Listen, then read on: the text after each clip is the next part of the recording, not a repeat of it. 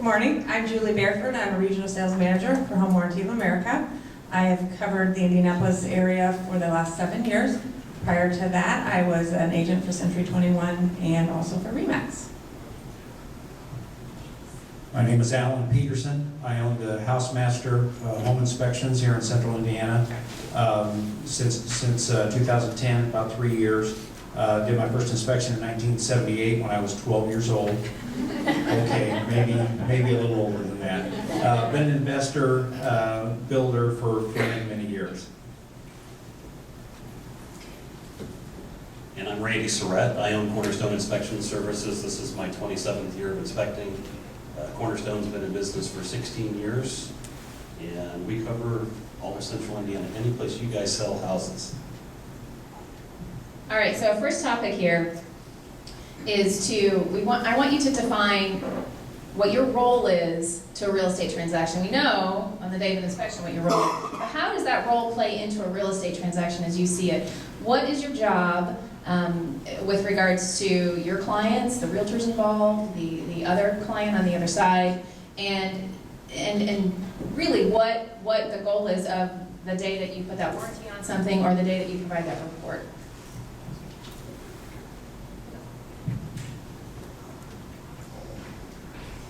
The warranty and warranty rep's role in the transaction is to provide, first of all, peace of mind for your customers, some removal of liability for you, the agent, and also to provide a third party that can step in with some expert advice in regards to inspection issues. Anytime an agent has a question about a repair or a potential issue within an inspection, your warranty rep can provide that third-party expertise, answer some questions, and give you some advice in regards to what's covered and what isn't. I think our role as inspectors, does everybody hear me okay? I hate microphones and I don't talk well into them. Our role as inspectors is oftentimes misunderstood, but clients are essentially hiring us as an independent third-party evaluator of a home. That is our primary role.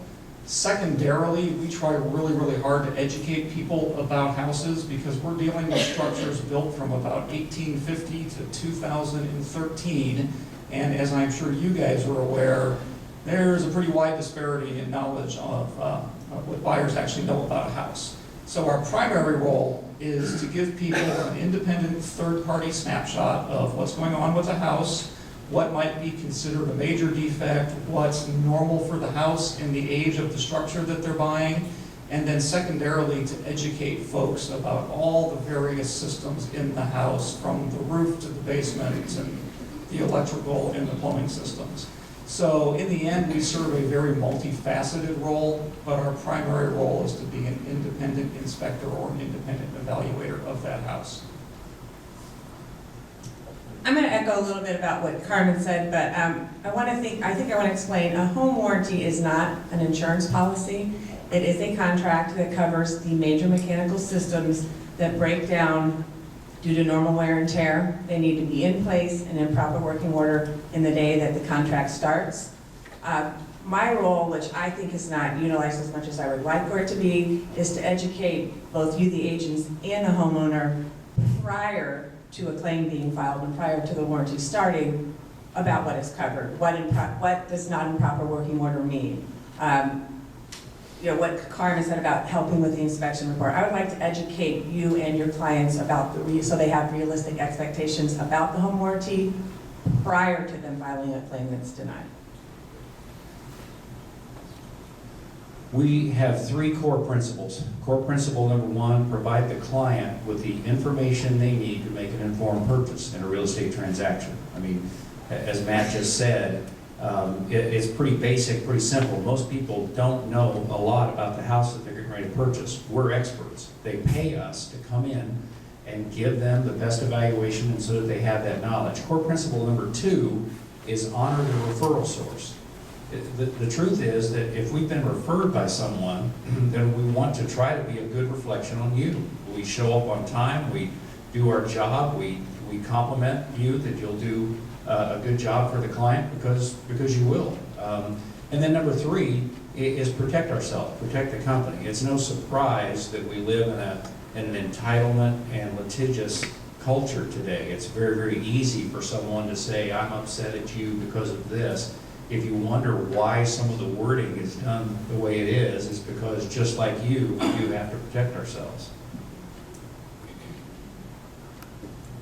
And to go along with what Alan and Matt said, the home inspection is an evaluation of the readily accessible, visible portions of the home the day we're at the inspection. So we're not there to tear things apart, which, I don't know about you guys, but I get questioned all the time, why didn't we take that wall apart? I mean, why couldn't you see the termites inside the wall? So it's why we're there. So it's a third-party evaluation of the visible portions of the home while we're at the house. Okay, so I think we understand, I think we try to understand. Let me put this to you. You have a client who calls you, or you're there that day with a buyer, and this is what they say to you, and I want your response. How much is that going to cost me? And I need to make the seller fix that, right? So how would you respond to that? The inspection industry to date that I'm aware of is trying to not give estimates. We have no idea what it's going to cost. There are so many contractors out there that are willing to do this amount, we have no idea. In my company, I think, and talking to these two folks, it's the same thing. We refer it back to you. It's not our job to tell them how much. It's also not my job to tell them whether or not the seller should fix it or not. I have no idea what you, the realtor, the buyer's agent, have been able to work out in this deal for them. And it's not, I could care less. I'm an independent third-party evaluator of that home today. What they do with the information is between you and them. So we do not tell them the seller should fix this, and we do not give them ballpark figures of what it's going to cost. I would absolutely agree. Part of every inspection presentation that we do is, this is the inspection phase. Everything at this point in time is basically still negotiable. So what you choose to ask for in terms of your inspection response is entirely up to you, and please discuss that with your agents. In terms of cost and pricing, we don't discuss pricing at all. Again, we throw that back to you guys as the agent. We tell our clients, please talk to your agent. They have probably got a couple contractors that can look at this, give you some idea how much it's going to cost, and then you can have a ballpark figure when you go back to the seller to know what's going on with that house. So we do not, like Randy said, deal with either cost or what you should really ask for in the inspection response. The common comment for us would be seek out a third party for, we had one the other day, very common, an air conditioner that's 20 years old, 25 years old. You know, it isn't unusual for a client to be upset about that, even though we said that it works, but it's probably nearing the end of its service life.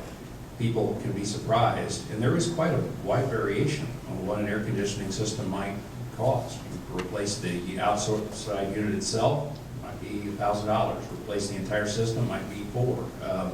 So the problem is people don't take that extra step to find out what those expenses are. And we get, because we're there, we get asked, hey, can you just save me the time and tell me this? I'm sorry, I don't think that's probably the best thing to do. You should make a couple of phone calls and find that out for yourself.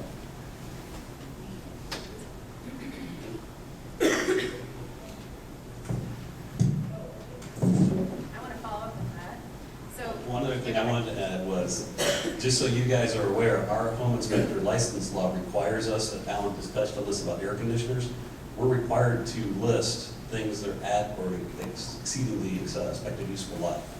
So if you have an air conditioner that's 20 years old, that is beyond what we would expect it to be living, we're required by law to put that in our inspection reports.